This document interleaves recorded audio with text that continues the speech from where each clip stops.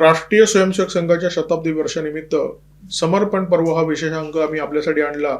हिंदी आणि मराठीमध्ये केलेल्या या विशेषांकाचं भरभरून स्वागत झालं. लोकांनी प्रचंड कौतुक केलं. हा विशेषांक अधिक लोकांपर्यंत पोचावा, विशेष करून युवा वर्गापर्यंत पोचावा म्हणून या विशेषांकाची ऑडिओ व्हिज्युअल आवृत्ती आम्ही आपल्यासमोर आणतोय. अपेक्षा आहे की या आवृत्तीचं सुद्धा आपण भरभरून स्वागत कराल. इतिहासावर दृष्टिक्षेप. राष्ट्रीय स्वयंसेवक संघाच्या स्थापनेमागे संघ संस्थापक परमपूज्य डॉक्टर केशव बळीराम हेडगेवार यांची नेमकी काय भूमिका होती हे स्पष्ट करणारा डॉक्टरांचा लेख राष्ट्रशक्ती या साप्ताहिकामध्ये पुनर्प्रकाशित करण्यात आला होता. डॉक्टर म्हणतात, हिंदुस्तान देश हिंदूंचाच असल्यामुळे हिंदू मनुष्य राष्ट्रीय आहे व त्याच्या हितार्थ होणारी प्रत्येक गोष्ट ही सुद्धा राष्ट्रीयच असू शकते. म्हणूनच राष्ट्रीय स्वयंसेवक संघ हे नामाभिधान अत्यंत समर्पक वाटले. डॉक्टरांच्या शब्दांमध्ये सूर्यप्रकाशाची स्पष्टता होती. राष्ट्रीय स्वयंसेवक संघाची स्थापना इसवी सन 1925 साली जरी झाली असली तरी त्याच्या पूर्वपीठिकेचा काळ कितीतरी मागे नेता येईल. कारण 1914 साली मी विद्यार्थी दशेत होतो व त्याच वर्षी मी डॉक्टरीची परीक्षा पास झालो. पण त्यापूर्वी कितीतरी वर्षापासूनच हे विचार मला त्रास देत होते. मला इतिहासाचा फार नाद होता व त्यामुळेच मला संघाची कल्पना आली. हिंदुस्तानच्या इतिहासावरून हिंदुस्तान हिंदूंचा देश आहे हे कोणाच्याही लक्षात आल्यापासून राहणार नाही. हिंदुस्थानात हिंदू हे केव्हापासून मालकीच्या नात्याने नांदत आहेत.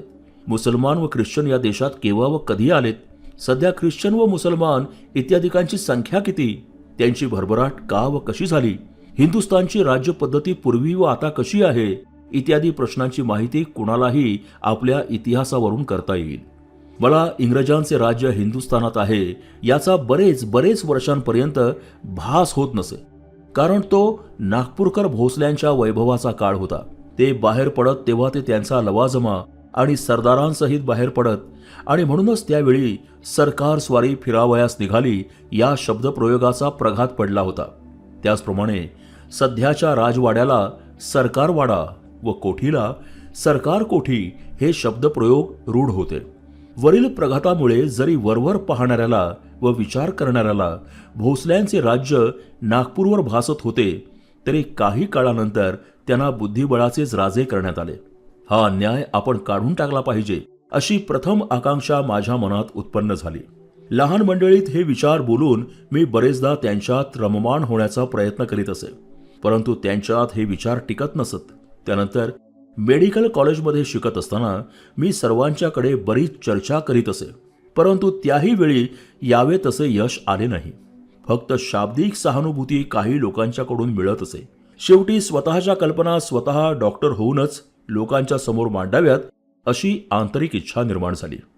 तरी पण इष्टमित्रांच्या सल्ल्यामुळे काही काळ स्तब्धच राहावे लागले. अखिल भारतीय संघटनेची स्फूर्ती. इसवी सन 1914चा हिंदुस्थानचा काळ. त्यावेळी इंग्लंड व जर्मनी यांचे तुमुल युद्ध चालू होते.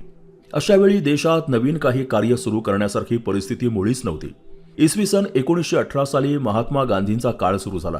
देशात त्यांचे राज्य सुरू झाले व 1920 साली त्याचे परिणामही दिसू लागले.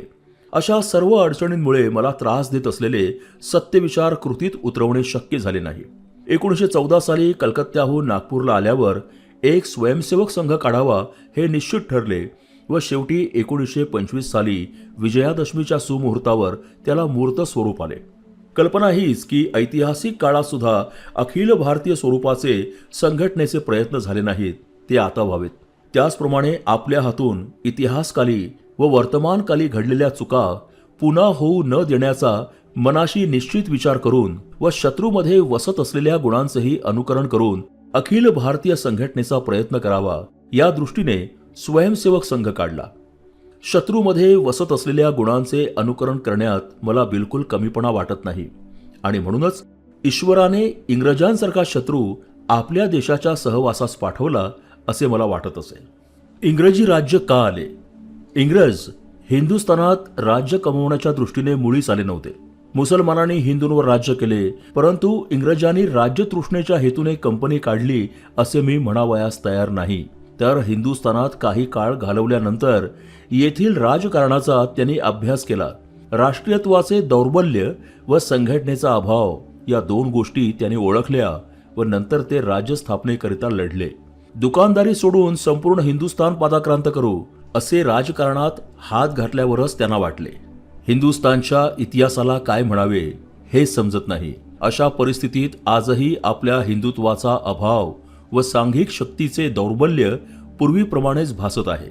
आपल्याला या गोष्टी दूर करण्याकरिता दुसऱ्याच्या ओंजळीने पाणी पिऊन चालणार नाही. संघकार्याचा आरंभ. सुरुवातीला आपल्या संघटनेत फक्त 20 माणसे घेतली. त्रिविध पद्धती जी सध्या सर्वत्र शाखेत चालू आहे तीच ठरवून कार्य चालू ठेवले. त्याचप्रमाणे सुरुवातीला घटना व नियम करण्याचे भानगडीत पडू नये असे वाटले व नैसर्गिक तर्कशुद्ध वागणुकीनेच कार्य चालवले. जोपर्यंत नावे लक्षात ठेवणे शक्य आहे तोपर्यंत तसेच कार्य चालू ठेवले. परंतु जेव्हा ती गोष्ट स्मरणशक्तीच्या बाहेरची आहे असे वाटावयास लागले तेव्हा लिखाण सुरू केले. वर्षप्रतिपदेला नामकरण. विजयादशमीनंतर 6 महिन्यांनी या स्वयंसेवक संघाचा नामकरण विधी करावा असे वाटले आणि त्याप्रमाणे तो वर्षप्रतिपदेला सुखरूप पार पडला. वर्षप्रतिपदेला रामटेकच्या यात्रेत जाण्याचे ठरले व जाण्यापूर्वी नाव ठेवण्याविषयी बरीच चर्चा आम्ही केली. सर्व लोकांचा याचे नाव महाराष्ट्र स्वयंसेवक संघ ठेवावे यावर भर पडला. परंतु आपली संघटना ही संपूर्ण हिंदुस्थान व्यापी करावयाची होती म्हणून ते सार्थ वाटेना. आपले कार्य व्यापक आहे. आपले नाव त्याच्या व्यापकतेच्या आड येऊ नये म्हणून राष्ट्रीय स्वयंसेवक संघ हे नामाभिधान करण्यात आले. त्यानंतर राष्ट्रीय स्वयंसेवक संघ हेच नाव का असावे व हिंदू स्वयंसेवक संघ हे नाव का असू नये हा प्रश्न उपस्थित झाला. तेव्हा मी त्याचे समर्थन असे केले की रशियात एखादी हिंदूंची कॉलनी असली व तिच्या संरक्षणार्थ दल निर्माण करण्याची आवश्यकता भासली तर त्या ठिकाणच्या स्वयंसेवक संघटनेला आपण वरील नाव दिले असते. परंतु हा हिंदुस्थान देश हिंदूंचाच असल्यामुळे हिंदू मनुष्य राष्ट्रीय आहे व त्याच्या हितार्थ होणारी प्रत्येक गोष्ट ही सुद्धा राष्ट्रीयच असू शकते. म्हणूनच राष्ट्रीय स्वयंसेवक संघ हे नामाभिधान अत्यंत समर्पक वाटले. संघ व अहिंदू समाज. हिंदुस्थानच्या संरक्षणार्थ जो स्वयंसेवक संघ निर्माण करावयाचा त्यात मुसलमान, ख्रिश्चन, इंग्रज आदी परदेशीय व परधर्मीय लोक असले काय किंवा नसले काय तरी आपल्या हिंदू समाजाला असा एक संघ निर्माण करणे क्रमप्राप्तच होते. संघ व राजकारण.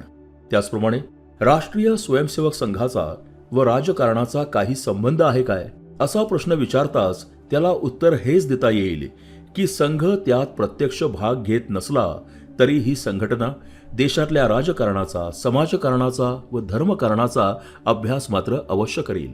जर आपल्या हिंदुस्थानाच्या कल्याणार्थ कोणत्याही कल्पना या संघटनेच्या मनात आल्या तर त्या कृतीत उतरवताना आपली संघटना कोणती आहे, दुर्बल आहे म्हणून ते काम ती करू शकत नाही अशी पाळी येऊ नये. एवढीच पवित्र, स्वाभिमानी, उज्ज्वल व तेजस्वी भावना हृदयाशी बाळगून ही संघटना जास्तीत जास्त प्रबल, प्रभावी, रंगविरहित कशी होईल याकडे लक्ष दिले पाहिजे. आपल्याला या ऐहिक जगात आपल्या हिंदू राष्ट्राकरिता स्वाभिमानाने मर्दासारखे उजळ माथाने जगण्याकरिता जे जे काही करावे लागेल ते सर्व करण्याचे या संघटनेने ठरवले आहे. हे कार्य किती मोठे आहे व त्याकरिता किती झटले पाहिजे हे मी सांगावयास नको. सुज्ञ, विचारी, बुद्धिप्रधान हिंदू तरुण या कार्यार्थ स्वतःला वाहून घेईल असा माझा आत्मविश्वास आहे. साप्ताहिक राष्ट्रशक्ती दिनांक 16 मार्च 1953. साभार दिलीप देवधर. डॉक्टर हेडगेवार यांच्या शेवटच्या भाषणाचा अंश. 9 जून 1940.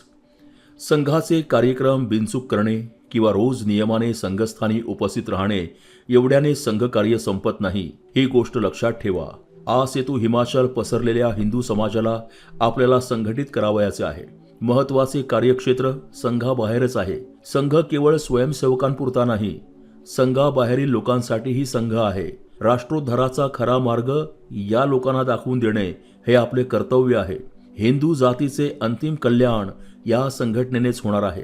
दुसरे कोणतेही काम राष्ट्रीय स्वयंसेवक संघाला करावयाचे नाही. संघ पुढे काय करणार आहे हा प्रश्न निरर्थक आहे.